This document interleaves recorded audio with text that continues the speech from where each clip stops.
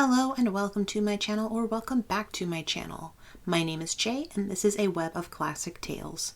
If you're enjoying the videos, please like, subscribe, and share. If you want notifications every single time a new video is uploaded, please click on the bell icon. Today we will continue reading Jane Austen's Pride and Prejudice.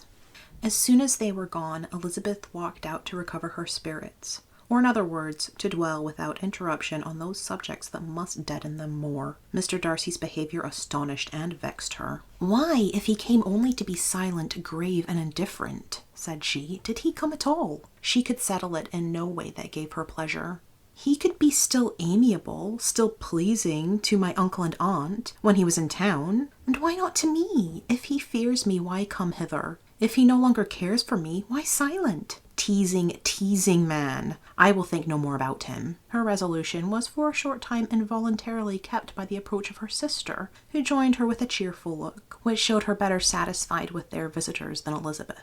"Now," said she, "that this first meeting is over, I feel perfectly easy. I know my own strength, and I shall never be embarrassed again by his coming. I am glad he dines here on Tuesday. It will then be publicly seen that, on both sides, we meet only as common and indifferent acquaintance." "Yes, very indifferent indeed," said Elizabeth, laughing. "Oh, Jane, take care." "My dear Lizzie, you cannot think me so weak as to be in danger now. I think you are in very great danger of making him as much in love with you as ever." They did not see the gentleman again till Tuesday, and Mrs. Bennet, in the meanwhile, was giving way to all the happy schemes which the good humour and common politeness of Bingley, in half an hour's visit, had revived. On Tuesday there was a large party assembled at Longbourn, and the two who were most anxiously expected, to the credit of their punctuality as sportsmen, were in very good time. When they repaired to the dining-room, Elizabeth eagerly watched to see whether Bingley would take the place, which, in all their former parties, had belonged to him,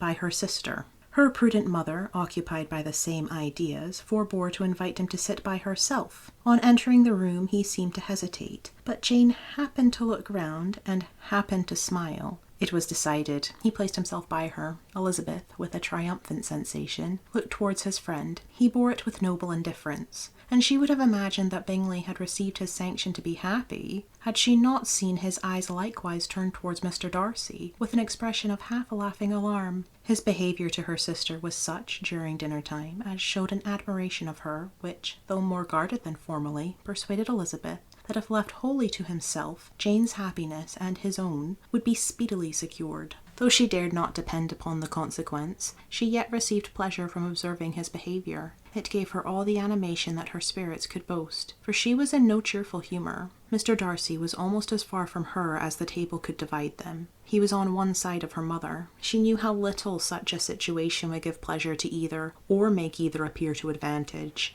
She was not near enough to hear any of their discourse, but she could see how seldom they spoke to each other, and how formal and cold was their manner whenever they did. Her mother's ungraciousness made the sense of what they owed him more painful to Elizabeth's mind, and she would, at times, have given anything to be privileged to tell him that his kindness was neither unknown nor unfelt by the whole of the family. She was in hopes that the evening would afford some opportunity of bringing them together, that the whole of the visit would not pass away without enabling them to enter into something more of conversation than the mere ceremonious salutation attending his entrance. Anxious and uneasy, the period which passed in the drawing-room, before the gentlemen came, was wearisome and dull to a degree that almost made her uncivil. She looked forward to their entrance as the point on which all her chance of pleasure for the evening must depend. "If he does not come to me then," said she, "I shall give him up forever." The gentleman came, and she thought he looked as if he would have answered her hopes. But alas, the ladies had crowded round the table where Miss Bennet was making tea, and Elizabeth pouring out the coffee in so close a confederacy that there was not a single vacancy near her which would admit of a chair. And on the gentleman's approach, one of the girls moved closer to her than ever, and said in a whisper, "The men shan't come and part us, I am determined."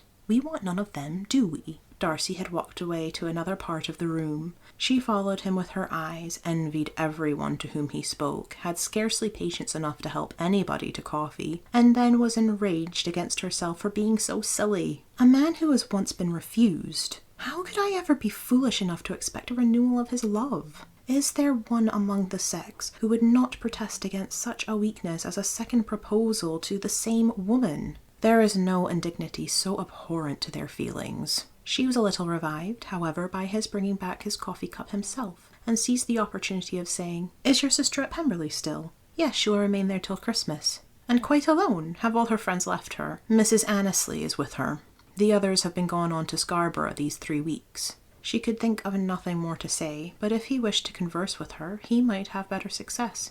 He stood by her, however, for some minutes in silence, and at last, on the young lady's whispering to Elizabeth again, he walked away. When the tea things were removed and the card tables placed, the ladies all rose, and Elizabeth was then hoping to be soon joined by him, when all her views were overthrown by seeing him fall a victim to her mother's rapacity for whist players, and in a few moments after seated with the rest of the party. She now lost every expectation of pleasure. They were confined for the evening at different tables, and she had nothing to hope but that his eyes were so often turned towards her side of the room as to make him play as unsuccessfully as herself. Mrs. Bennet had designed to keep the 2 Netherfield gentlemen to supper, but their carriage was unluckily ordered before any of the others, and she had no opportunity of detaining them. "Well, girls," said she, as soon as they were left to themselves, "what say you to the day? I think everything has passed off uncommonly well, I assure you. The dinner was as well dressed as any I ever saw. The venison was roasted to a turn, and everybody said they never saw so fat a haunch. The soup was 50 times better than what we had at the Lucases last week. And even Mr. Darcy acknowledged that the partridges were remarkably well done. And I suppose he has 2 or 3 French cooks at least. And, my dear Jane, I never saw you look in greater beauty. Mrs. Long said so too, for I asked her whether you did not. And what do you think she said besides? 'Ah, Mrs. Bennet, we shall have her at Netherfield at last.'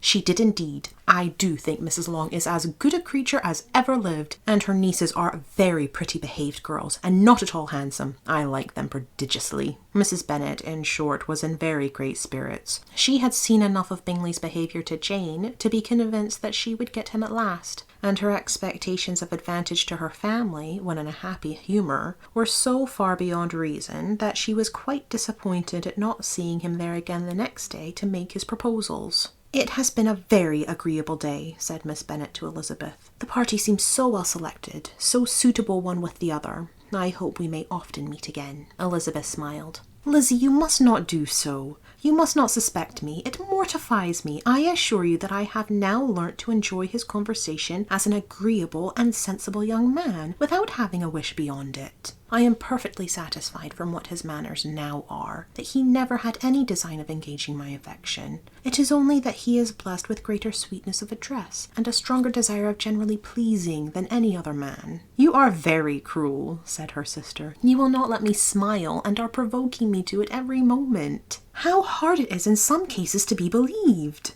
and how impossible in others. But why should you wish to persuade me that I feel more than I acknowledge? That is a question which I hardly know how to answer. We all love to instruct, though we can teach only what is not worth knowing. Forgive me, and if you persist in indifference, do not make me your confidant." Thank you for listening. This has been Jane Austen's Pride and Prejudice, Chapter 54. I've been Jay. This has been a web of classic tales. Please like, subscribe, and share. Click the bell icon for notifications. I hope you're having a fantastic day. Have a nice life, and I'll see you next time.